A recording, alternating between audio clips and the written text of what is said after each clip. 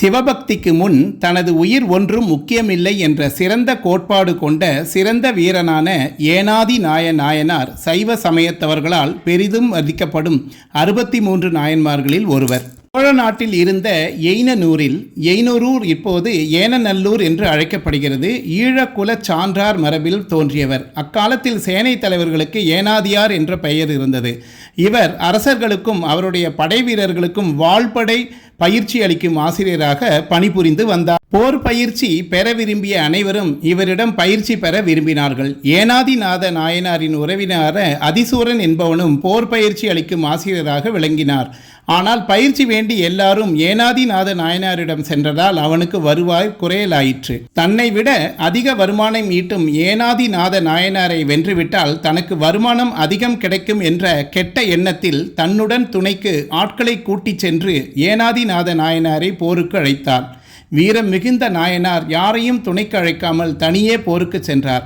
இதை அறிந்த அவரிடம் பயிற்சி பெறும் மாணாக்கர்களும் அவரை சூழ்ந்து நின்று போர் புரிந்தார்கள். ஏனாதிநாத நாயனாரின் தாக்குதலை சமாளிக்க முடியாமல் அதிசூரன் படைகள் சிதறி ஓடின.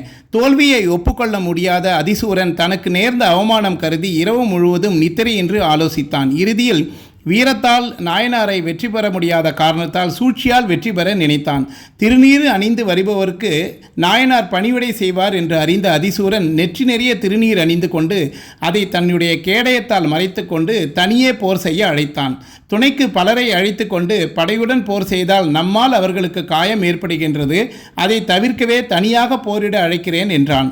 நாயனாரும் வீரத்துடன் வாளை வீச கையை உயர்த்தினார். அப்போது அதிசூரன் தன் முகத்தை மறைத்த கேடயத்தை சிறிது விளக்கினான். அப்பொழுது அவனது நெற்றியிலே திருநீற்றினை கண்ட நாயனார் திகைத்து நின்று சிவனடியார் ஆகிவிட்டார்.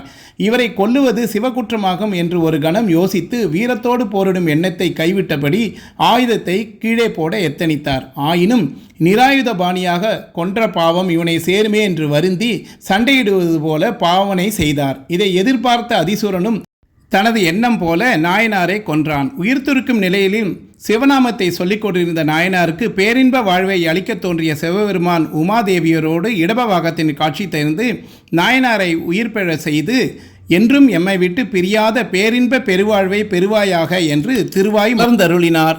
அவதாரம் செய்த ஸ்தலமும் முக்தியடைந்த ஸ்தலமும் கும்பகோணத்துக்கு தென்கிழக்கில் 7 கிலோமீட்டர் தொலைவில் ஏனநல்லூர் என்று திருத்தலமாகும். இங்குள்ள பிரம்மபுரீஸ்வரர் திருக்கோவிலில் நாயனாருக்கு தனி சன்னதி உள்ளது. முக்தியடைந்த நாளான புரட்டாசி மாதம் உத்திராடம் நட்சத்திரத்தன்றுக்கு குரு பூஜை சிறப்பாக நடைபெற்று வருகிறது. நமச்சிவாய நமக.